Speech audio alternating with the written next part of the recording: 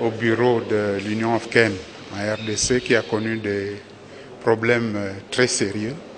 Je suis également heureux d'avoir contribué au renforcement des relations entre les autorités politiques et civiles, la société civile et les ONG congolaises avec la Commission de l'Union africaine. Après la République démocratique du Congo, Emmanuel Nzé regagne son pays d'origine, le Gabon, où il devra donc occuper d'autres fonctions. Et on va se quitter avec l'audience qu'a accordé le numéro 1 du Parlement au chef du gouvernement. Matata Ponyo s'est rendu à l'Assemblée nationale pour déposer le projet de la loi des finances exercice 2016. Et sachez que ce budget s'élève à environ 8 milliards de dollars américains. Plus de détails dans cet élément. 11 heures. Le Premier ministre Matata Ponyo accède au bureau du président de l'Assemblée nationale, Obemina Koundiala Njoko, accompagné par d'autres membres du gouvernement, dont le ministre d'État, ministre du Budget, Michel Bongongo. Après échange, Matata Ponyo a procédé au dépôt de la loi des finances, exercice 2016.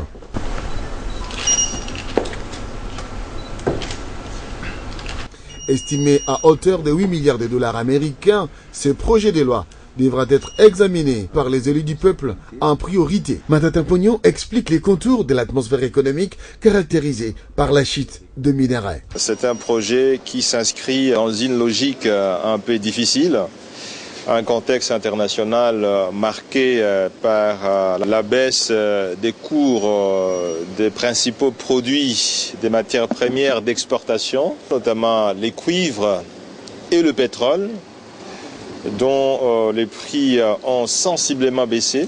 Pour Matata Ponyo, l'élaboration de ce budget a tenu compte de plusieurs facteurs, dont les financements du processus électoral. Donc je voudrais vous rassurer que le ministre d'État au budget a donc prévu une ligne budgétaire significative pour les élections, quitte à ce que les recettes telles qu'elles seront mobilisées en 2016 permettent effectivement de rencontrer ces projections budgétaires. Dans son discours d'ouverture de la session ordinaire de septembre, le président de l'Assemblée nationale, Obemina Koundiala, avait martelé sur l'examen en priorité de la loi des redditions des comptes avant l'examen de la loi des finances. Le document est prêt.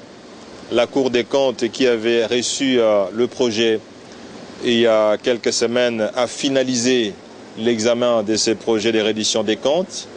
La Cour des comptes a fait ses observations, elle nous les a transmises.